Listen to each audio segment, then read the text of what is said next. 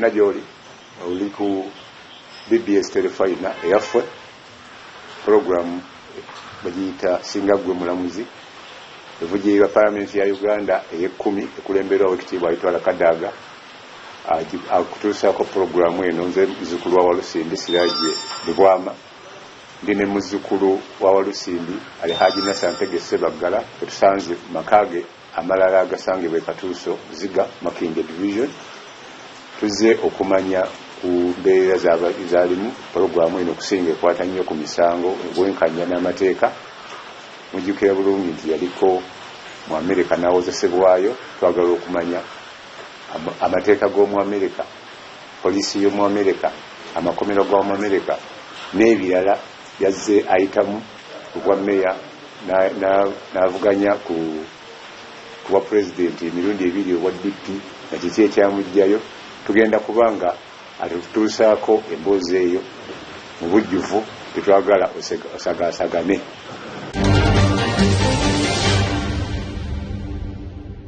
Abatulaba bandyagadde okuwuliza baludde okuwuliza bampuliza siko programu zino kuba nembeera nnyo ku programu Telefina mbeerako nnyo oluusi mbeera live oluusi mujja naba recordinga ebyafaayo bibingi nga tujja kutandikira mu 98 wavuganyiza ku bwa meya obusooka mu Uganda obulonde wasobola otya okuwangula abantu ab'amaanyi abali mu kalulu ako omwali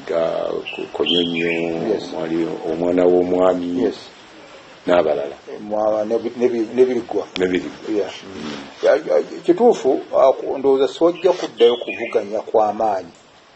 ng'okwaliwo mu 1998 nga nnoonya bwa meya w'e Kampala. Okusooka jjukira nti okubira ddala nga abazungu bakyatufuga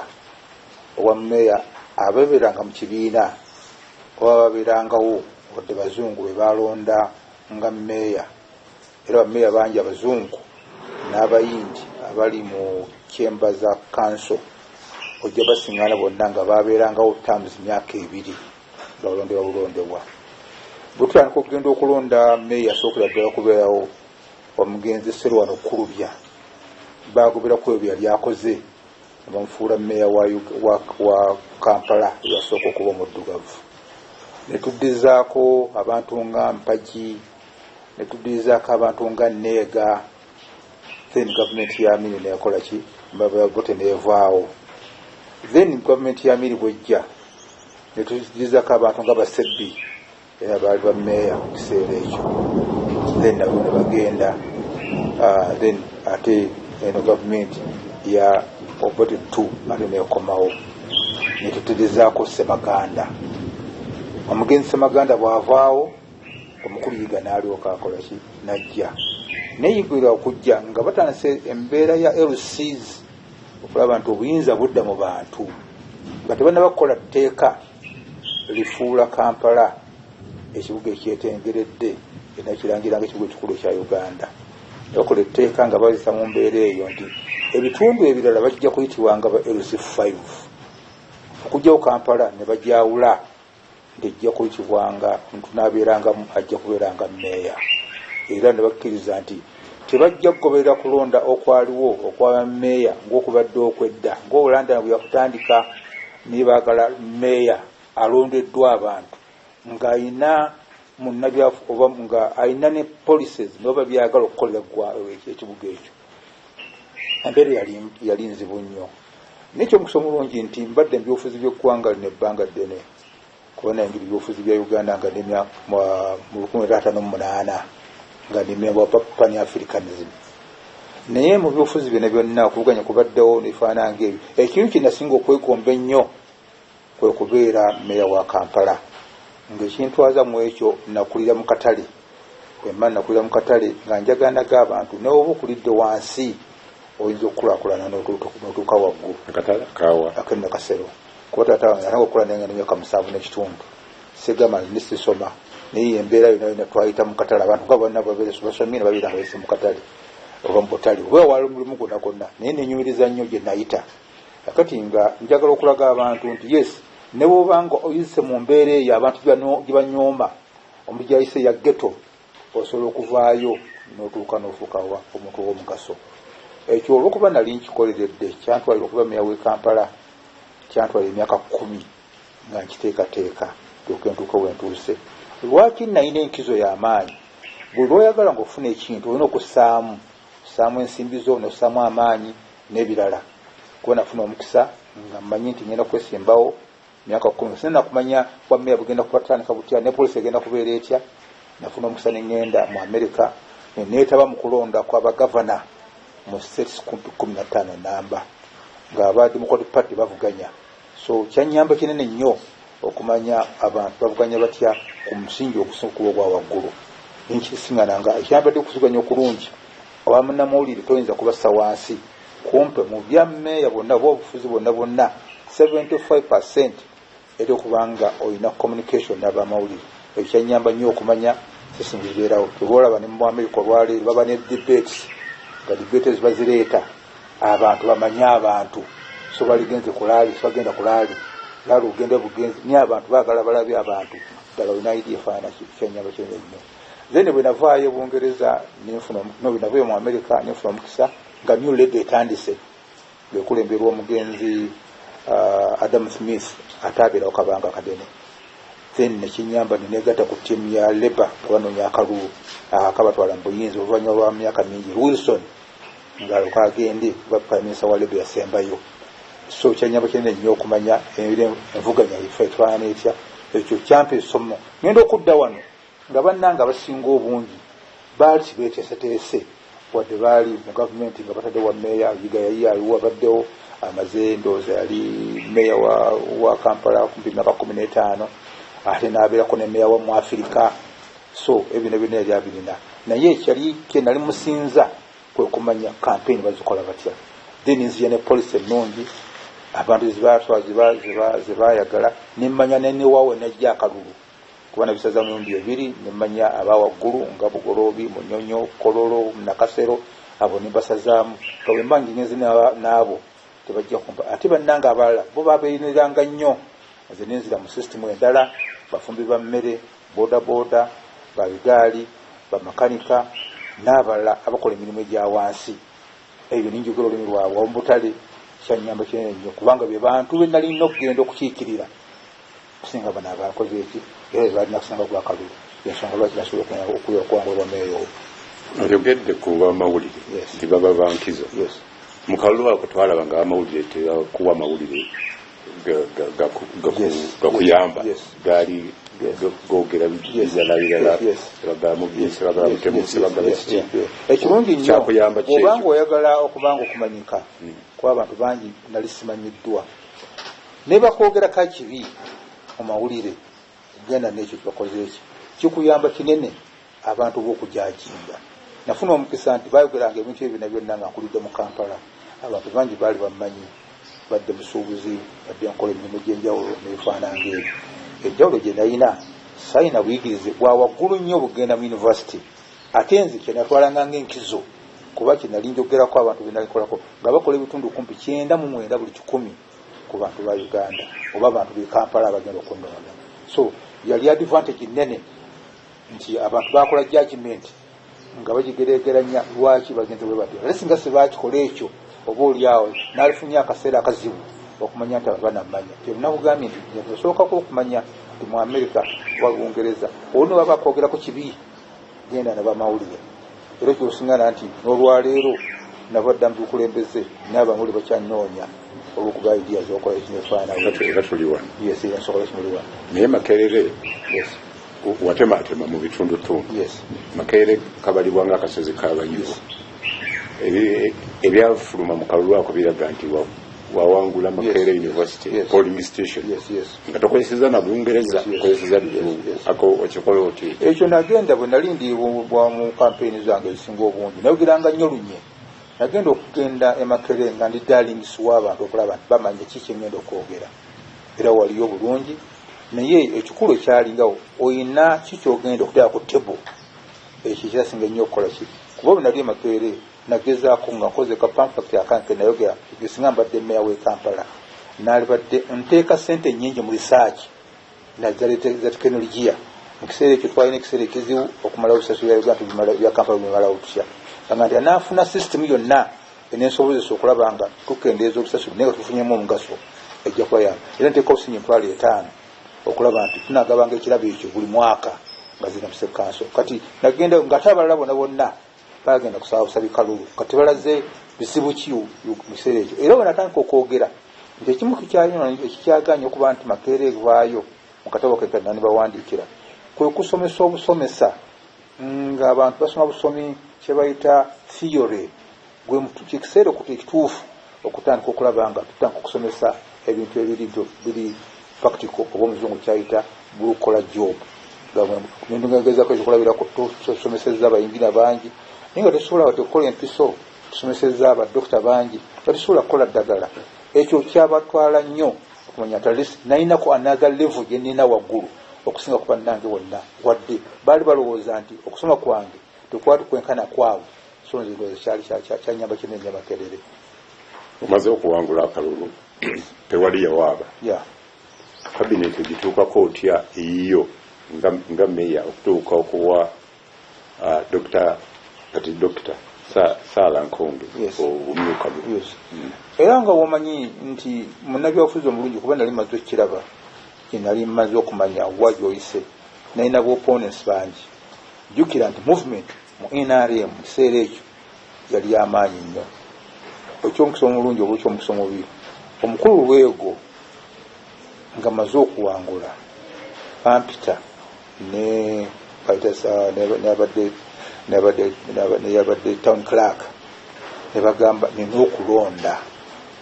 okulaba nga ntandika okubwa meya wange naye nga mu tteeka lyali ligamba nti ebitundu 3 buli 100 abakyala batera okubanga n'omwe bali nga tebanakulondebwa naye kyebaali bagezezako okuŋŋamba nga maze okumanya nti ttiimu yange singa tezze mu bakansalas kuba twali tufunye endowooza bakansala nga 18 naye nga tuli 31 akitegeeza nti abasigadde obungi ogenda mu 18 baali badde bansinga kye nali njagala sikyanga tukoze eki kuba ekiseera ekyo baali baagala luhinti abe nga akola ki okuba okumyuka obuno okuba sipiika yes akati n'olwekyo nafuna omukisa nga munnabyabufuzi omulungi nenkwatagana n'abo abali waggulu ekyo nekisazaamu netukkiriziganya okusinziira mu constitution y'eggwanga nga bwe yali batadde mu kiseera ekyo tetulinda abakyala ne balondebwa kati balondebwa nga bakola kinene nnyo okulaba nti bampagira bajja okumpagira mu polisi zange nasalawo jjukira mu kiseera ekyo nga gavumenti eriwo mukyala Sepyoza ye vice president nga kijja kuba kyankola abakyala bajja kutunulira bubi bwotubasembeza so nekinyamba kinene nnyo nendeta mukyala Sarah Nkonge waliwo omukyala omulala oba nantega nendanteza neyali ava saidi yeka yentinda toza kyala bali mu basatu abasooka kyo ne mukyala Sebugwawo abo ne bakola kibyala nejjukira nti bakali bifo byali 5 kitegeeza ebifo 5 abakyala batusinga obungi then ojosingana kati nemenya movement abali balowooza abali bajja okulwana ojosingana ndoza movement nasingana yo waliwo omwami omu yali ava Makindye we naleeta yali chairman yali ku kasa bakalwa 5 nange fefe kabasajja bakola ki abali so kyalaba nti waliwo balance yali ekoze eki era bwogera mu cabinet yange yali ate esingana ya president okuba n'abakyala abangi soba tugenda mu roshos nga bwe zakoze ekizantadde kati tutuuse ku kinyumize kya programu eno olugendo lwasooka okufuluma ebweru lwafuniramu ebizibu abannayuganda bangi tebabimanya amawere gatuwanga okugjako John Kakandi yagenda n'akavalinga kooti ndowooza n'abasimba bakola kinene nnyo naye tebategeera obuzibu bwakutuukako mumu ku byantwala mu Amerika mu kampeni zange ezaali ekikulu kwe kufuula ebisasiro okubifuulamu ekintu ekyomugaso era nga wekugambye Makerere kinakyogerako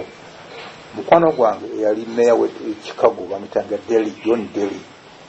nga balina olukuŋŋaana lunene nnyo olw'okulaba ebisasiro engeri gye baprosesingamu okubiteeka mu level okuva mu emu endala nenkwata ennyonyi kubanga olukuŋŋaana lwali lwa mangu nenkwata ne ttiimu yange nengenda e Bungereza manya nengenda mu Amerika bankomawo e Chicago nenyimirizibwa oba nenkwatibwa naye ku misango egyali emikadde egyaliwo gye balowooza nti gyali misango lusogozi kubanga ekyalowooza gyali misango lwansonga nnyo bategeeza olwaleero abantu abasinga obungi nti nze omukwabo abafuna license nga bamaze okuliberalizinga ssente okuva mu kibanda okuseeka mu forex bureau. Naye amateeka gonna gekutwakolerangamu gewo gennyini aga banka gekoleramu olwokuba yali forex bureau nga kitegeeza tulina okuba n'ensimbi eziva emitala w'amayanja alina okuba nga opadde esente zo n'okuzikira limwe eraze mu cheque zira mu draft nebifaanana ng'ebyo. Baatukkiriza nga banka endala okufuna kye bayita clearance house oba bank okulaba nti musobozesa kibasobozesa okuba abangu okufuna esente ezo obanga n'okubanga mukyusa sente ezo mu bwangu. Twalina okufuna bank emu nga eya pound nagifuna account yange yali mu Barclays Bank ebungereza ku Baker Street. Ninfuna endala yali ya dollars yali ya Boston n'endala yali German ya Deutsche Mark yali Hamburg. These are 3 accounts ziri for exchange z'amaanyi nga yawana yiyo bagiyita batya kisaasi forex bureau naye ng'eringanga banka yonna nga bwe yandibadde naye ng'olina ofuna clearance house eneesobozesa okuba nga sente ezo zitwalayo mu n'endagaano zimukola bifaanana ng'ebyo. Ne mu ndagaano emu gye baakola mu Boston bagamba nti kyeki yonna bw'eneebanga teyiseemu ojja kutwalanga obuvuna bujja kubanga buzibu bwo kuba fe swaliyo manya kine zijja nojja singana nti ku banka ya Boston nayisaako $2.5 million ezayitako simagoba ne $2.5 million ezayitako nga clearance agents nemujja nsinganibwamu check zaali 2 emu yali ya dola zaali nga 10 ne TC bwebawuza zaali travelers check akati TC ezo zisika zayitamu ne TC zilinganga zizabuza nga dola nga 12 ne dola 14 nze nalina responsibility okulaba nti nkola ki bwe bankwata ne bagamba nti yes kusinza ku mateeka ga America bwe yasayiningirako sente zo zakola ki zayitamu. So ne bankwata naye nga abantu abasinga obungi tebamanya nti yali banka yange era si yankwata federal government ku mateeka ago yakola ki yalina responsibility okukola ki kuba banka za America zonna zifugibwa ate federal government eyalibadde oba federal bank eyalibadde nga yakola ki so omugwa mwatikeeyo naye nga tukifaanagana ng'omusajja omuguzi w'amatooke agenda embalala oba agenda Bugerere oba agenda Masaka nga ye mulimu gw'okugula amatooke najja agula amatooke 4 oba 2 oba 3 nga gambidde omuntu owa bulijjo embidde n'ettooke lineddamu toyinza kulikola ki tulyawula naye wamanya okulimenyamu nolwokugamba nti awo eno webadde ki ebadde embidde na zino check zezimu ezifaanana toyinza kwawula nti eno nnungi oba naki okujjako nga maze kugenda bekiyalinga nolwokokola ki si bwe kusinga omusango ogwakola ki ogwaliwo. Era yali omulamuzi omukulu eyali mu musango ogwo ba Mr. Linze kati mugenzi yagamba nti guno omusango is Mr. Manino gwe musango ogwa bulijjo omutawana gw'ofunye ti gavumenti yo wadde oli mu position yeeyo ewa meya kuba nali bwa diplomat tekuyambye nange sirina ngeri gyenyinza kukola kikiyingiramu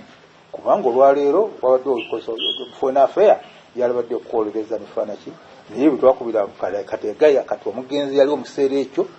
n'agamba nti n'aba adman n'agamba nti ndowooza sijja kukola ki naye ng'ekyo kyali kigendereddwa kubanga gavumenti nagiyisawo negiwangula ekyo nekimukalulu ekyo tekibanga kyabyabufuzi era nga balowooza ajja kubeera akaseera kawanvu ekirungi nafiirwa kubateeka ligamba nti banakuwanga omusango neguba nga guyisezza emyezi 9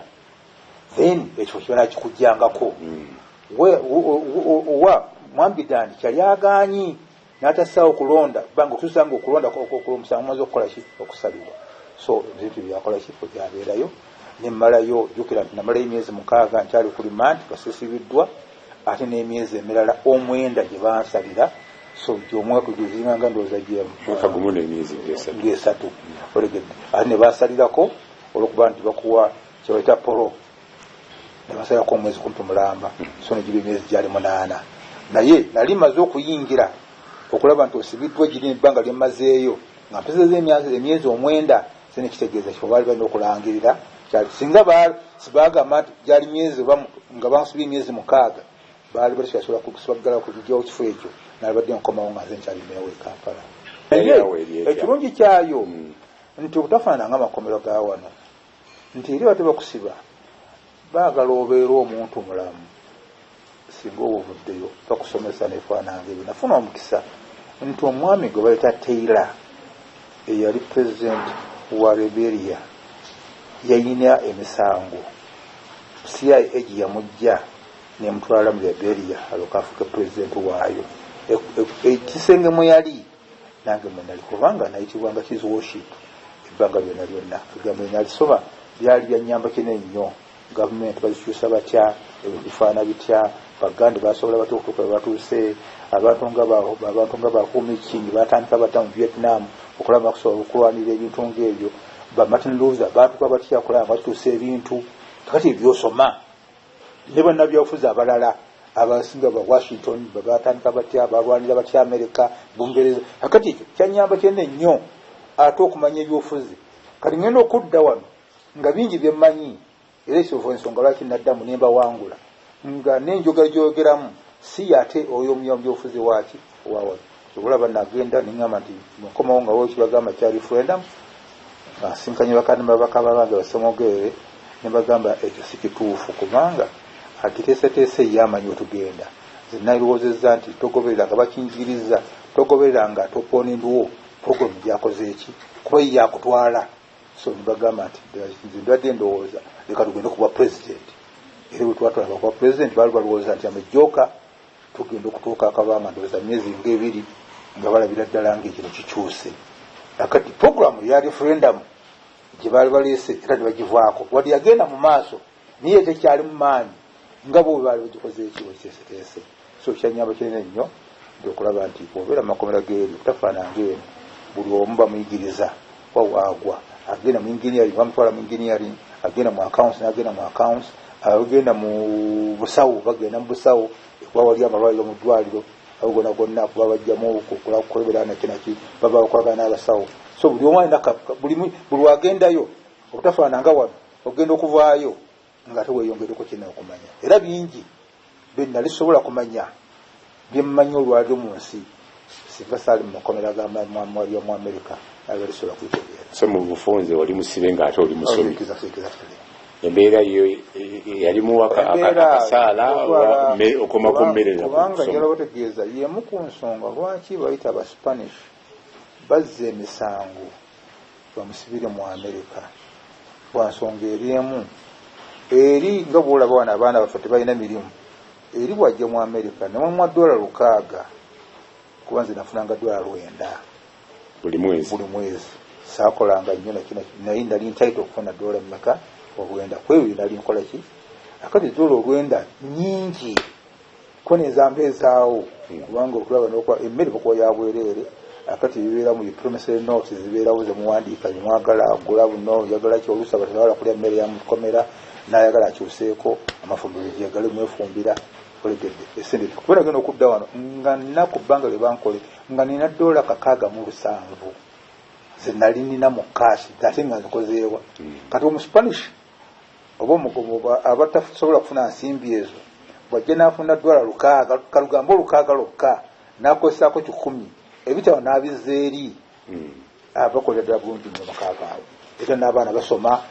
kyobulaba nti waki ne baba bamusibye akomawo n'akola omusango n'abamuzzaamu oyegere kusinga lwabyakwakwa aba ku mulimu yewulidde akalulu omulundi omulala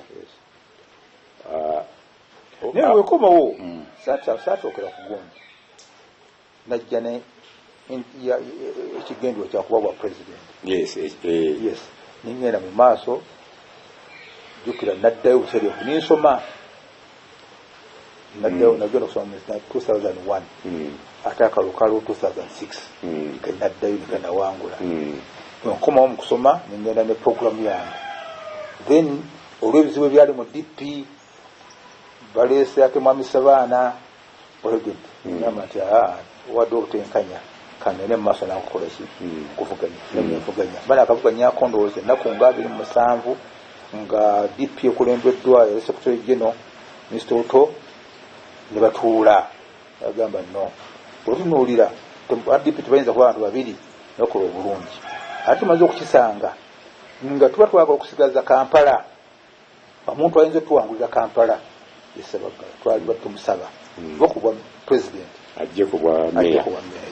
era batuula ne bannaabwe n'ebibiina ebirala byalo omuseera ekyo bakkiriziganya okubwa president nzeze kuba meya ewa meya Aleta Ssematimba kunawangula bubi nnyo nange okozeeki gina maaso okukola ki then ku mulundi guno nemanya system ngeri gyokola kigyokola era maze kwendowooza emyaka gyali myaka 5 nenkwako era ndikulenga sigera kudda akaliwo kalimu ebintu bibiri bannayuganda bye batwategeera ekisooka watandika n'ebbugumu ne baga nti wagenda okumaliriza okugula okumu kuyingiddeko ewa pulezidenti Museveni ekyo sibe kyandibadde bannabyafuzi tukinaba tukyalina naddala mu Afrika tetunakwanga kumanya byafuzi naye tesinenya kuba bikyali bito kubanga njala kola ebintu byabyofuzi waliyo emirundi ebiri waliwo kyetuyita alliance waliwo corporation netujoyi esiberako byonna zenaliro just kuseere yali enkolagana nga maze okumanya toyinza kugamba nti onookulaakulanya Kampala ng'ebitundu 95 sente ziva mu central government era kyoba osiŋŋana nti amawanga mangi agawuna system eyo India ekirina Italy ekirina ensinga Israel ekirina ne Bungereza just recently Cameroon nga begase wamu n'aba Liberal Democratic Party siba kuba bakola nisi yali gamba bali begase ne waliwo enkolagana yalikola yaliwo kiseera so yali enkolagana okusinziza bwe nalinda bintu mu bikola ki era njala ntwala okusa kuno bategeeza bonna mulabye obutabaddewo nkolagana yonna kiva bateekawo etteeka president yagamba nti with or without Kampala yinza kutakola ki kwa nsonga eri emu teri munnabyafuzi yenna atwala ekibuga ekikulu ekya Uganda nga ne gavumenti eri mu ggwanga batateekawo mateeka gasobola kulabanga gayamba gavumenti okuyisaamu ebintu byayo kibola bateekawo etteeka eppya eryakolebwa nga lijja obuyinza bungi ku meeya ne liba nga ligenze litaddewo etteeka ligamba preamble egamba tujja kubanga n'ekibuga ekikulu Kampala mujja kubeerangamu omuntu ayitibwa Lord Mayor ajja kulondebwanga butereevu amaze okulondebwa obutereevu kyetuyita authority eneetuulanga neeraba mu authority mu bantu bammemba baayo nabalonda deputy mayor naye nga ne meeya ajja kubanga mukakasa tujja kulagana naye bulungi eddemba lirina naye okulonda si yakulina but ayinza okuproposinga naye ate ayinza okuproposinga ne bakola ki ne bagaana kakati ekyo nga kimaze okuggwa mujja kubeerangamu omuntu ayitibwa chief director ajja kuyazikibwanga obuyinza okuba president era yajja okubanga oversee ate nze nalinga oversee era nga yajja kubanga nalabira ne budget n'okumanya ebintu byonna bikolebwaki byonna byandibadde naye ate mujja kubeerangamu n'omuntu ayitibwa wansi minisita wa Kampala minisita wa Kampala oyo alina obuyinza bayita vito kankola ekyokulabira ku siraaje singa basazeewo okumenya ennyumba yo naye ng'authority emu abantu 31 ne extra officials bali 4 be 35 abakola authority n'owandiika ebbaluwa ng'ogiwandiikira minisita alina obuyinza okusazaamu kanso byekoze eki byeyisiza so wakati ebina byonna nebyosiŋŋaana nti etteeka lino eppya liraga butereevu nti okujjako ng'okolaganye ne gavumenti ng'oliwo nga somoniyo ate asobola kugamba nti akoze eki naye nga nakyo kikuyamba kubanga gw'oli okumpi n'abantu abaakulonda bamanyi kyebaagala ti bw'otwala proposal zo oba ebirowoozo byo eri gavumenti eyinza ebirowoozaako nekuyamba nga nange byebakola kibanyamba okulaba nfuna sente ezo nefaanana ng'ebyo kubanga etteeka lyali very clear. Gavumenti bw'eba eyogera ku kibuga engeri gyekitundiddwamu eyogera ku mugenzi Sebaana neyogera ne ku ggwe nti mwakola kinene okutunda ebintu mu Kampala ne mubimalawo okwaga asanze kumpi biweddewo ekyogerako ndowooza gavumenti omanyi bw'obeera mu gavumenti ate bw'obeera ng'oli mukulembeze weerabira ebiriwo kubanga mwami Museveni bw'ajja mu buyinza yatutwala mu system gy'alowooza nti eneekola ki muli bata trade tutwala ebijanjaalo cuba batuwa eddagala bijanjaalo byafundira mu kkubo twagala okuwa kasooli Tanzania batuwe generators no transformers eyo nayo tibyakola bagenda okukeera enkya nga kasooli avudde mu America obuweerere mungi ebina byonna then okutuusa eyo wamugamba nti ebyolibyo tibikola.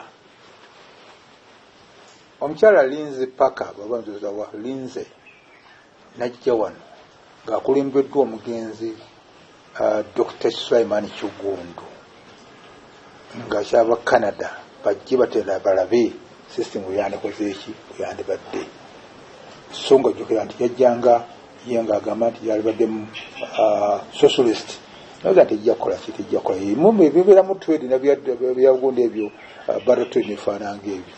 naye kati nga bakkiriziganyiza bagambye biki ebinaayamba Uganda bino byebamugamba Museveni olina okuliberalizinga ebintu akatale katambule nga gakoze eki katambudde olina okujjako post office olina okujjako UEB olina okujjako ebitongole byonna ebyalwerwe olina twalina amakampuni agasukka 35 Uganda bimanyi Uganda companies nga bizaaliwo zonna nga n'okuzikola ki okuziwaayo akati ekyo kyali kitegeeza nti yatunda ebintu naye yali policy gye wakola ki era okukokananga batugambye nti yes nokola value y'ensimbi zammwe muyina okusigaza 7% oba 70% balina okuzikola ki ebikwefune ku value ebyo bikolebwa nga biva mu World Bank.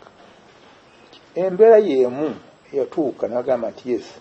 temuyinza kuliberalizinga ku side ya waggulu ate ne mutakola ki bafukkiriza bugamba tutunde ebitabo obutale bwaffe tutunde ebintu byaffe amayumba gatundibwa City Council mu East Africa ne mu Central yali esinza amayumba amangi naye olwo system eyajja eyo amayumba gonna bagejjako abantu bano toyinza kuteeka siraaji kutuwa singi 3 ate omusasulira amazzi ga 7 n'omusasulira amasannyalaze ga miliyoni emu gofunira luddawa so nebagamba binabyoki so since first wasooka byoni ogenda okujja naye kanso yejjako amayumba exactly so n'ofuna omukisa yes president n'akuwa ebbaluwa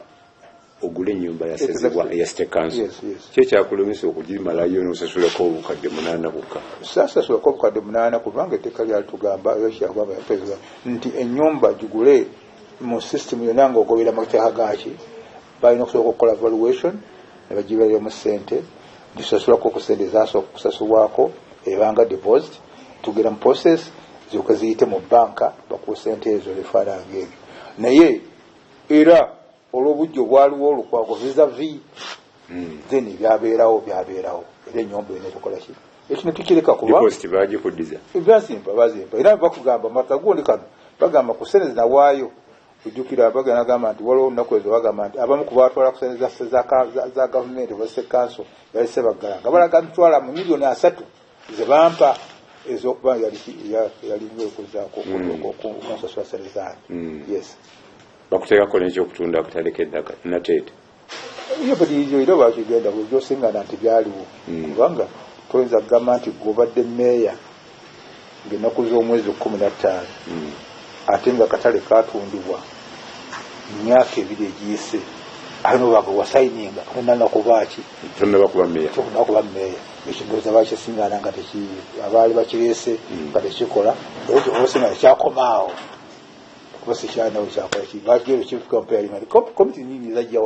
omutima gwolowooza nti abantu abakwagala ennyo mu opposition wabakosa nnyo bw'osalawo n'okkiriza okuweereza ng'omuwi w'amagezi wa President Museveni akati omuntu yeetalabirawo naye bingi bye munababayamba bantu baffe bangi bajja n'okusaba okusibibwa sibaasibibwa bantu bangi abali mu gavumenti abaliyo abakoze emirimu olwekyo naye kati gwe ng'omukulembeze oteeka okuba nga olaba okusinga banna abalala akati oba osingana nti ekyokulabirako ye Mandela bw'abeera mu kkomera n'agamba bande basosulu nti omanyi tulwanye entalo tetujja kumalako leka ate tugende ku lutalo olulala olw'okukola ky'okuteesa era Mandela baamuggyayo emyaka 2 nga tali mu Island nga bali mu nteeseganya era enteeseganya ezo banna abasinga obungi bamugamba nti atuliddemu ki olwokuba nti yali mukulembeze ng'alaba byewala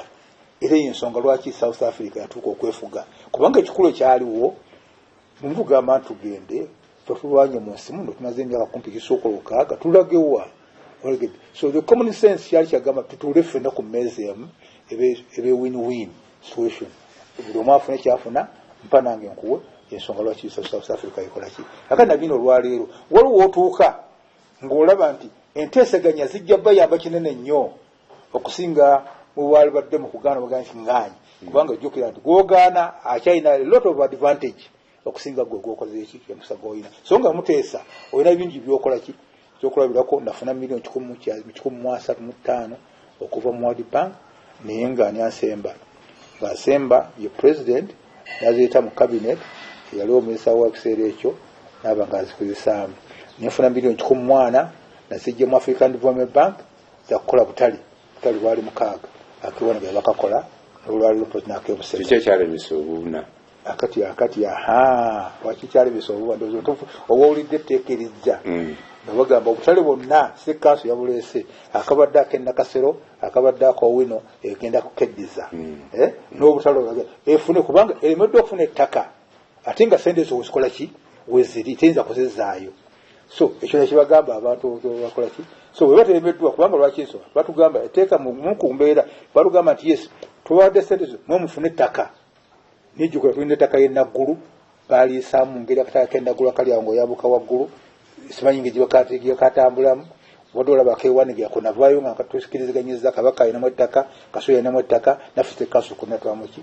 tukiriziganya ne bakola akasala ako so ebyo bimu ku ebyo byalemesa nyenfuna milioni 12 nazijja mu Exim Bank zakukola malwaliro gali 4 omuli Naggulu omuli Kiruddu omuli Kawempe eddwaliro eddala lisigaddeyo liri Kawaala terina bakukolewa naye gali amadwaliro lyameka 4 nyenfuna milioni 9.5 eza euro nga zakulaakulanya slums omuli Kisenyi omuli Katwe ne Mombasa bwayise ebyo nebyo byadde bikola ki so ebyo bimu ku ebyo byafunibwa kakali ng'ebyo tobinyonya lwakukubira nduulu n'obikonyonya biki ebinaaganyulwa abantu b'e Kampala olwaliro Kiruddu akola bulungi abantu bangi ne gavumenti okukyomukisa omubi olwokubanga si baali ba author ba state council baliyo amalwaliro ga state council nye baagaleka kati gatwalibwani gatwala Central government but all the same zisifaayo oba Central government igaddukanya n'ekyayamba nti ate kyajja ku mulembe gwabwe waliwo twalabako awo ng'ogamba nti nvuddeyo ewa pulezidenti amagezi gemwata gatuwa bwali tebunaba nakukyate n'oga nti kati wendi nkomyewo obutakkiriziganya kyabuntu ndozaba ensobiize naziraba kuba sinagamba kuyankanke nagamba nti afe kyabadde kirungi leza tule ku mmeezi obutakkiriziganya mu nsi yonna kyabuntu tumalize nayo ebintu bibiri ekisooka magezi kigoowa ku kibba ttaka n'ekitta abantu ekiriwo ensangi zino kita bantu is bad is unfortunate kubanda the government is zigenda okuvaako ebibirawo waliwo visible hand yendowooza nti weeri kubanga batugamba mulo bali mu kkomera bonna bagamba badde bakafulu nikati batta 3-4 luli batanga omu nikati bavaayo 3-4 mulo yatulenga abantu bameka so ndiweza nti waliwo visible hand kungeri bannaffe bali mu security balina okuvaayo banoonye visible hand yeyo ekisembayo ekibadde mu ekinyusi kya programu yaffe kiki tuwajulira ku musango ogwo era omulamuzi olaba yakusaliriza oba yasala bulungi kyekyakugana lwansonga erimu process gyoyitamu mpanvu ekirala ndi mu Uganda kitegeeza bulwabeerawo kituyita mentioning tobaayo olina okulinnya ennyonyi okole ki ogende eri ate nga tewali akuwa nsimbi ezo ogenda okozesa nga kyogenda okugjamu nga kijjako kitono nnyo okusinga kyoyagala okole ki ofune then ogamba nti aswalawo kankireke nga bukyakola ki kasita omulamuzi yakiteeka on his record nti is Mr. Manino's case singa obadde oyambiddwa gavumenti yo yalibadde tobeera mu kkomera then kati ngenda okuvuganya kuwakanya gavumenti kuwakanya kiwega nti yes tutwaluga twakusiba lwakubanga twakusiba naye twakusiba lwakubanga gavumenti yo teyakuyamba so bwekiyajinga emirundi yonna gyonna ogenda ogamba nno akiresi okola ki ne gavumenti yateri netegefu kugamba nti eneekuliyira ku ggwanga eryebweru yotadde zaaki era omusango tibakwata kulaga nti okay bali balina jurisdiction zaabwe nefaananga ebyo nokasaza ojjokkola kyojjokufuna abalabi baffe tesobola kusukakaawo haji tumukomeza wano olwakadde naye ng'abadde na bingi byakyasulumiza tujja kumuddira oluvannyuma eno ye puroguramu singa gwe mulamuzi kutuusibwako omuzukulu wa Walusimbi Siraaji Rubwama ali ne muzukulu wa Walusimbi Tegese Baggala nga twebaza palamenti okuteekamu ssente tubasuubiza tujja kuleeta abantu abalala bangi tumanye ebifwako nga tukyalina palamenti yaffe etufujjirira Ssaabasajja Kabaka awangaali.